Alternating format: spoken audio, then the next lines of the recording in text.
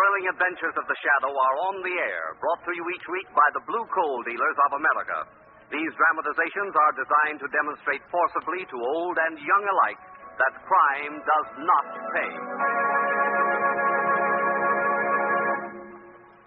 While they set the stage for today's Shadow drama, let me ask you a brief but vital question. Have you heard about the new easy three-way plan for better home heating? It's the Blue Coal Plan, with the accent on convenience, economy, and comfort. Blue coal in your furnace means a steady-burning, longer-lasting fire that heats your home comfortably from cellar to attic. Next time you order fuel, insist upon Blue Coal. Your neighborhood Blue Coal dealer will be glad to explain his three-way plan for better home heating. Phone him tomorrow, won't you?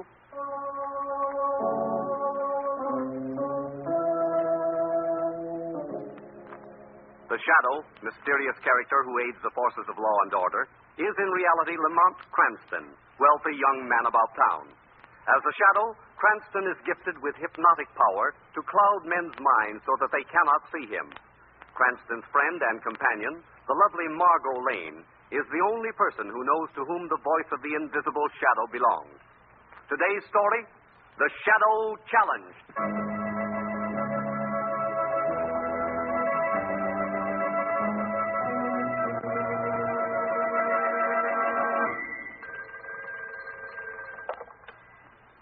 Hello?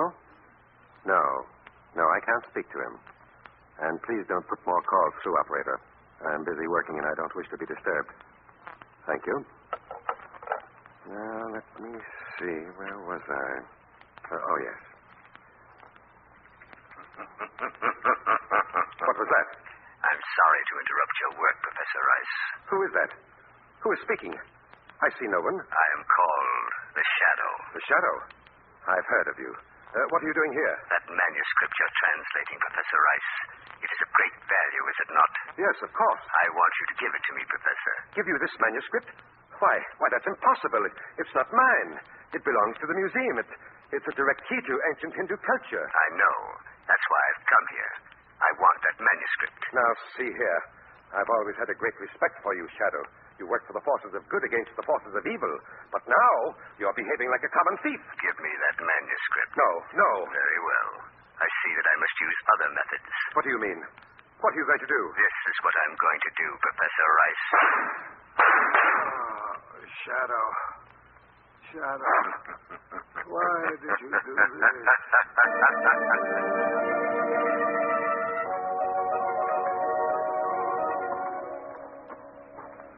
Oh, Lamont Cranston, to think that I believed you all these years when you told me what a golfer you were. Oh, I just had an off day, that's all, Margot. Even the best of us experience those. Besides, I'm not used to playing in the sun. You weren't in the sun. Huh? You were in a nice, shady wood. You never saw the fairway all day. All right, you win. Do we have time for a swim? I think so. Oh, good. I've got to vindicate my athletic ability in some fashion. Big snowstorm, Don't you ever change that headline down here? Well, not till I think of a better one. Paper, mister? All right, here you are. Thank you. It's entire northern states buried by snowstorm. Read all about it. How bad was the storm? How many feet of snow? Margot, you're talking like a tourist. All they need is a flurry up north to cause a headline like this. Oh, really? Oh, sure. You get used to these headlines after you hear. Margot. What? Margot, look at this. What is it? A story on the front page. Museum professor murdered by the Shadow. By the Shadow? Well, that's what it says. Professor Rice of the Cosmopolitan Museum was found dying in his apartment late this evening by the police. In a deathbed statement to Commissioner Weston, he described his assailant as an invisible man who called himself the Shadow. Well, Lamont, that's impossible. How do you explain it? I have no explanation. But one thing is certain. We're catching the next plane north.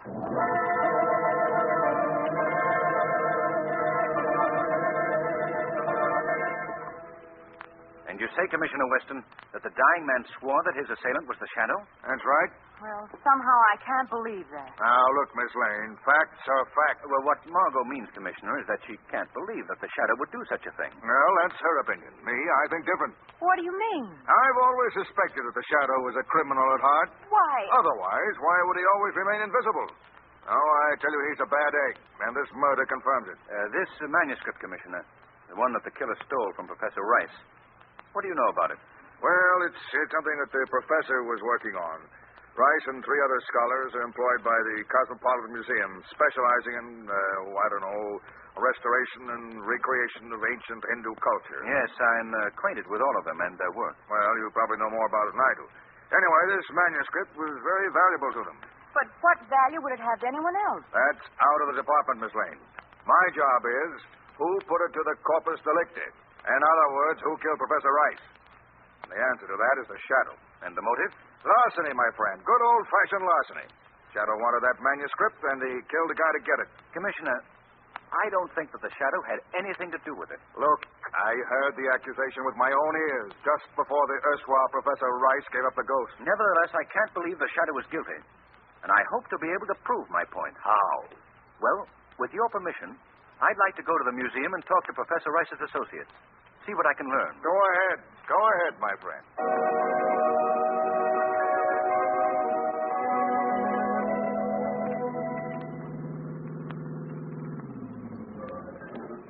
We'll leave the car here, Margot. I believe that the night entrance to the museum is in this wing.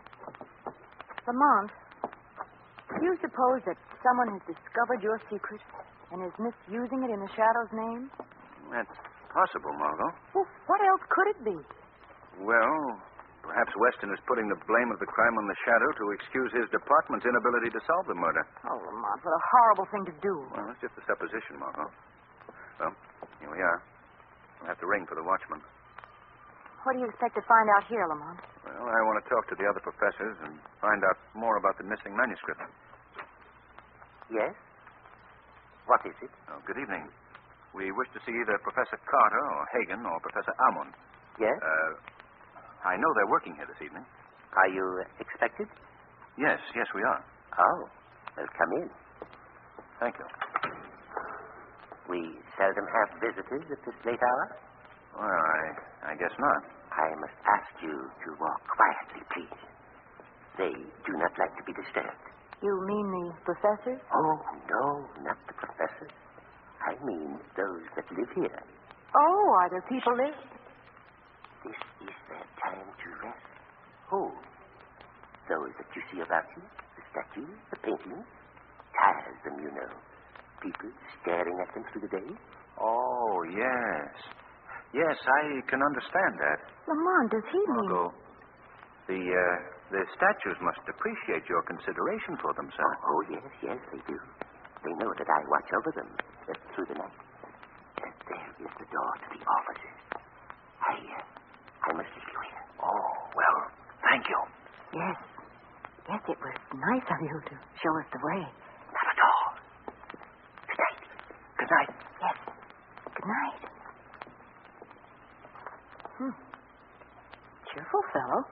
Makes you feel right at home. Yes. Well, let's go in, Margot. Oh. It's you, Mr. Cranston. I didn't expect to see anyone. Oh, I'm sorry. This is Miss Lane, Professor Carter. How do you do? How do you do, Miss Lane? Won't you go into the office? Professor Armand is there. I have to consult a file. I'll be right back. Oh, yes. Thanks, Professor Carter. Well, come along, Margot. All right. May we come in? Oh, yes. Yes, of course, Mr. Cranston. Do come in. Thank you. I don't believe you know Miss Lane. No, I have never had the pleasure. This is Professor Ahmed, Margot. How do you do, Professor? I am most delighted to make your acquaintance. Won't you both be seated? Thank you. Thank you. I spoke to Professor Hagen this afternoon. Did he explain to you the purpose of my visit? Yes, he did. You are interested, I believe, in solving the murder of our most worthy colleague, Professor Rice? Yes. A very noble endeavor. I thought I might begin by learning more about the manuscript that Professor Rice was working on when he was killed. An excellent beginning. Yes. What was its value, Professor Almond? The missing manuscript was quite priceless in rarity, but its monetary value was slight indeed because any attempt to resell it would bring immediate arrest. Well, Professor, what was in the manuscript? I must confess that I do not know. You see, it was one section of a single volume that the four of us were translating. Each of us took 1/4 of the work. The work deals with ancient Hindu culture, doesn't it? Yes. would it by any chance contain any secrets? Secrets of that civilization which could be of value to someone today? I fear that I am not at liberty to answer that question, Mr. Cranston. Perhaps Professor Hagen might be of greater service to you. He is our superior, you know. Where is the professor? He's working in the laboratory upstairs. I shall be most willing to go up and get him for you. But can't you I possibly... shall return in a moment with Professor Hagen. You will excuse me, Miss Lane, Mr. Cranston. Thank you. Oh, yes. Well, our Hindu friend didn't appear to be too willing to talk. No. I believe he knows much more than he can to tell. Lamont, I wonder if... Should we answer it? Well, I suppose I'd better. Hello? To whom am I speaking? This is Lamont Cranston. Oh, then I can leave my message with you. Certainly. What is it? Of the 3 men who once were 4, one more is about to die. Who is this? Who's speaking? The Shadow. The Shadow? Hello? Hello? What's the matter, Lamont? That person on the phone called himself the Shadow. Then there is an impersonator. Yes. I'm sorry to be so long. Professor Carter, someone just called on the phone. He said that one of you 3 professors is about to die. What? It might be a crank, but we can't take any chances. Where are the others? Upstairs in the laboratory. You'd better take us up there at once. Yes. Follow me. Up these stairs. Come along, Margot. I can't imagine who's... There's trouble up there. Hurry, Carter. Sounds like Ahmed's voice. Right in here. What's wrong? Oh, Margot, you better stay out of here. It's not a pleasant sight. Ahmed, what happened? What happened to Professor Hagen? I found him so on the floor, dying. Oh. Was he still alive when you got here? Yes. Could he talk to you? Did you learn anything? Yes, he told me that his attacker was an invisible man who called himself the Shadow.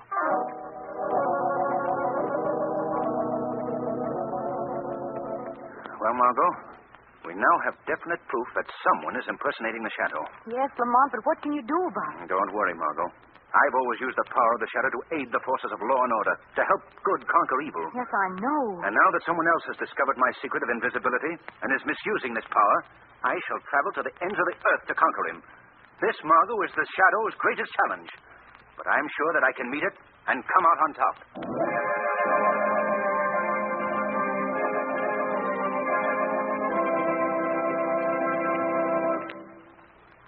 We'll find out how the Shadow meets his challenge in just a moment. But first, are you running your home on a budget plan? If you are, then every penny counts. And you can save not only pennies, but dollars by heating your home with blue coal. Yes, any way you look at it, blue coal gives you more for your money. It burns better, lasts longer, distributes dependable, healthful heat that will cut down your heating costs. And no wonder. You see, blue coal is America's finest hard coal.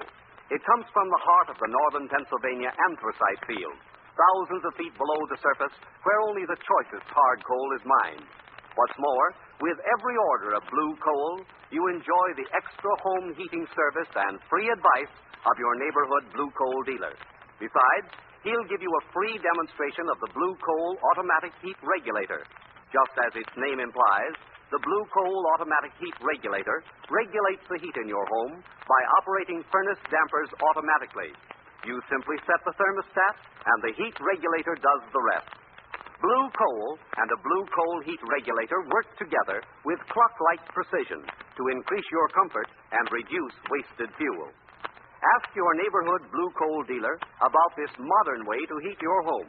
His name is listed in the Where to Buy It section of your classified telephone directory under the words Blue Coal. Call him tomorrow. And now, back to the Shadow.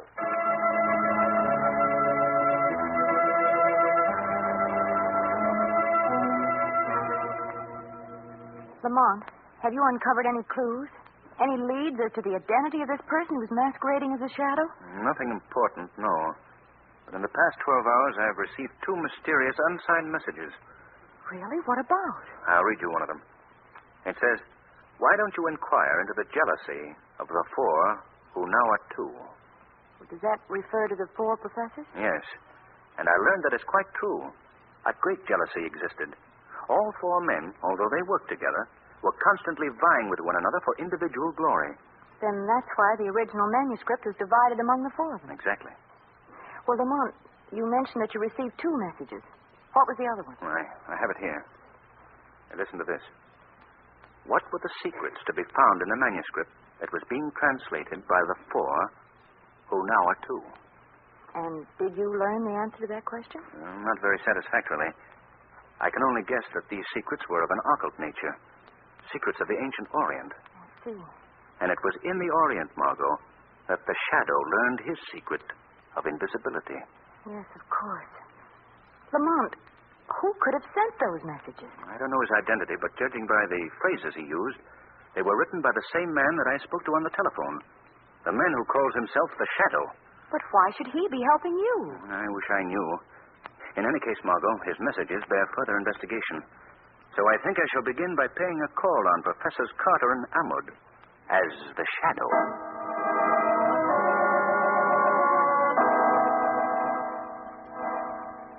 Do you by any chance have a feeling of uneasiness, my dear Professor Carter?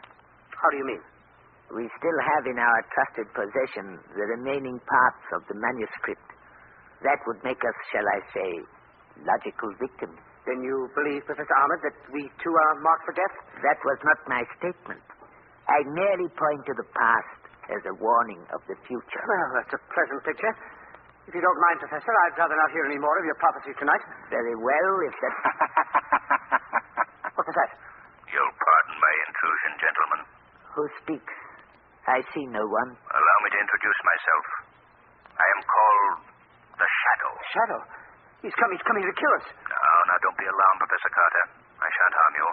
I've merely come here seeking information. It is true. It is true, just as we have heard. You are invisible, Mr. Shadow. Yes. Very interesting. Very. How do you achieve this invisibility? By hypnotizing your minds, gentlemen. Are you here to kill us as you did the others? I did not kill the others, Professor Carter. That was done by an impostor who used my name. And you can both help me to trap this masquerading murderer. Help you? How? By telling me what I wish to know. By answering my questions.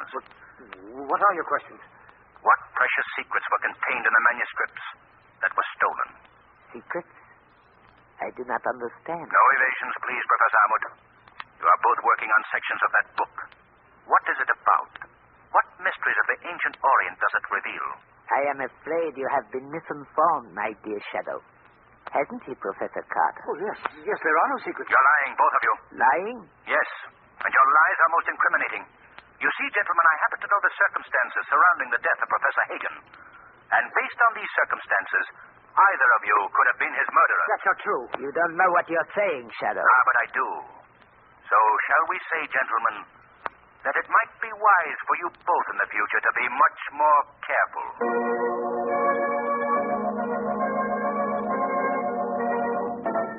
Lamont, did you learn anything from Ahmed or Carter? Nothing definite. They wouldn't talk, either one of them.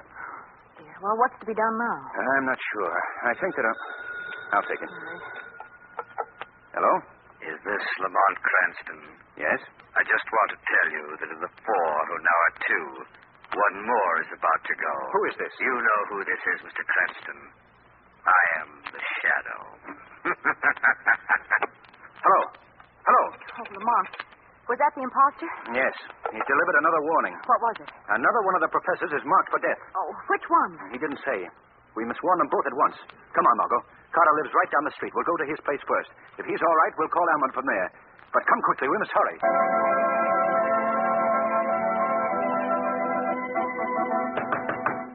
Professor Carter. Professor Carter. Lamont, do you suppose something's happened to him already? We'll soon find out. I'll use the skeleton key. I hate to do this, but... there we are. Come on, Margot. Professor Carter! Lamont, look. The living room. There's been a fight. Yes, furniture overturned, lamps broken. But where's Carter? I'll look in the bedroom. Carter! Carter, are you in there? Any sign of him, Lamont? No. This is the only other room in the apartment. What could have happened to him? I don't know. It's quite obvious, though, that he was the one selected as the next victim. This whole thing becomes more baffling every minute. Quite the contrary, Margot. I think it becomes increasingly clear. What do you mean, Lamont? Before we came here, Margot, I was practically convinced that either Carter or Amwood was the one who murdered Hagen and Rice. Lamont, are you serious? Yes, Margot. I felt that one of them had learned something from their share of the manuscript that made them kill to obtain the other men's copies. I see. But how was the shadow impersonated? That fits into it too, Margot, very neatly. I learned the secret of invisibility in the Orient. It came from an ancient source. And one of those men could have learned this secret from his manuscript. Yes. Yes, that's very logical. But now that Carter is missing... Yes, that leaves only Ahmad. And I think we should pay a call on that gentleman at once.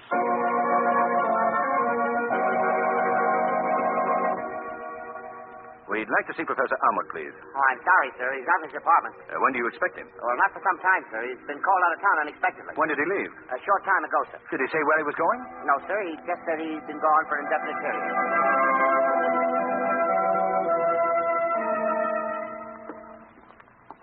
Well, I guess that just proves Ahmed's guilt, doesn't it, Lamont? I don't know, Margot. I've been reviewing the entire case in my mind, and several new factors have occurred to me. What are they? Well, let's wait till we get into the apartment. We'll talk over a cup of tea. All right. Won't you go in, Margot? Yes, thanks. Lamont, look, there seems to be a note here right under the door. A note? Let me see it. Here. Well, listen to this, Margot. Tonight at the hour of midnight in the storage room in the basement of the museum, the one whom you seek can be found. Does that mean the person who's masquerading as a shadow? I think it does. What time is it, Margot? Let's see. About 20 of 12. Well, if I don't want to keep our friend waiting, I'd better be getting over to the museum. Well, Lamont, suppose this is a trap of the killers, a scheme to do away with you as he did the others. I'll chance that, Margot. But I want you to get word to Commissioner Weston. Have him at the museum with his men at 12:15. Tell him that he will find the murderer who has pretended to be the shadow.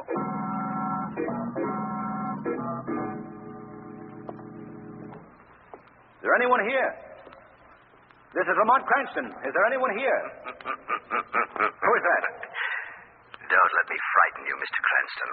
I'm your old friend, the Shadow. You are not the shadow? No? How would you know that? Answer me. I repeat, you are not the shadow. I see.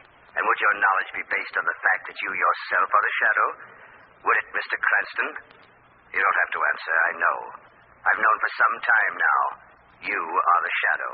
What makes you think so? I've followed the activities of the Shadow for many years. I was most curious to learn his real identity. I began keeping track of the people who were present before and after all of his appearances. I see. And after discarding many suspects, your search narrowed down to me, is that it? That's it, exactly. And I am the only man who knows the identity of the Shadow. Well, I must compliment you on your cleverness. I admit to you, I am the Shadow. Yes, but a very powerless Shadow at this point. Having learned your secret of invisibility, I've hypnotized your mind before you were aware of me. This time the real Shadow is visible, and I am the one unseen. How did you learn my secret? From the Hindu manuscript. Then you admit the murder of Professor Hagen and Professor Rice? Yes. Yes, unfortunately, they were in the way. Why did you commit these crimes in my name? Because I wanted to attract the attention of you, the real Shadow, and I succeeded. I led you on, Lamont Cranston, with my phone calls, anonymous notes. Why? What was your purpose? My purpose was, and is, to put an end to your activities. After tonight, Mr. Cranston, I alone will be the Shadow, and I shall capitalize on this power. You are a fool. Why do you say that? Always working for the powers of good. I shall take real advantage of the name. With a trick of invisibility, the world will be mine. I gather that I am to be the next victim in your chain of murders. To put it bluntly, yes. I should think that you would make sure of your talents for invisibility before you attempted that. What do you mean? Unlike your other victims, my mind is not receptive to your hypnosis. What are you saying? I mean that you have been perfectly visible to me ever since you entered this room, Professor Carter. What? You see me? Most clearly. And now, if you will observe closely, I shall instruct you in the true art of hypnosis. Look at me, Professor Carter. No. Look at me. No. I am disappearing before your very eyes. You see? You see? Wait, you can't do this. You're destroying my power. Do you hear? You're clouding my mind. Cranston. I am no longer Cranston, Professor Carter. I am the Shadow. So, you think you've tricked me, do you? You think you gave the upper hand, but you're wrong. You're wrong. That revolver won't be of much use. How will you ever find your target? I'll find you. I'll find you. I won't miss this time. Open up in there. Open up. I believe that's the police, Carter.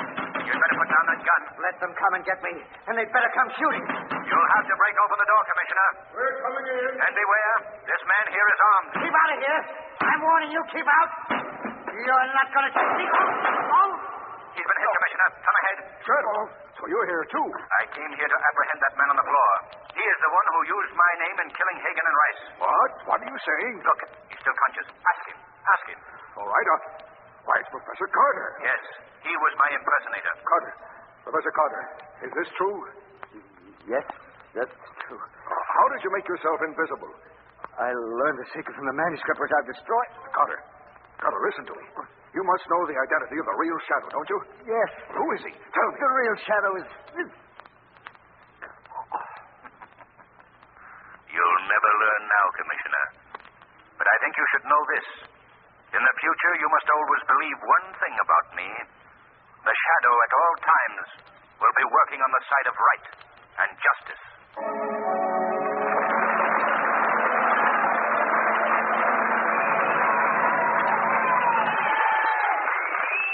We'll hear again from the Shadow in just a minute. But first, here's John Barclay, America's home heating expert. Mr. Barclay. Thank you, Jean Paul King, and good evening, friends. You know, it's amazing how many people have the idea that there's only one size of hard coal. Yes, and I dare say just as many people think that it makes no difference what size coal they burn in their furnace.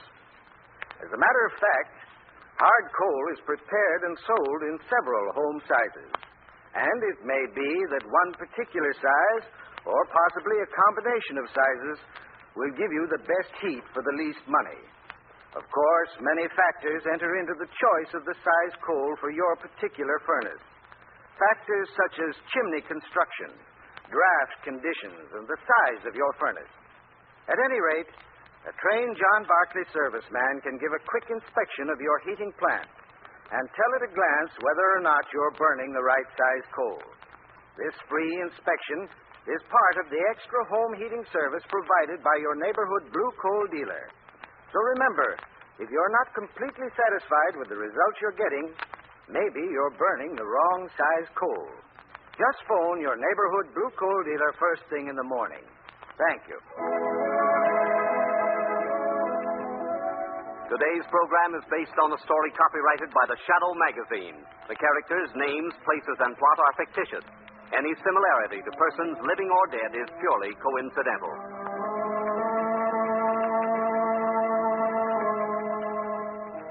The weed of crime bears bitter fruit. Crime does not pay. The Shadow knows.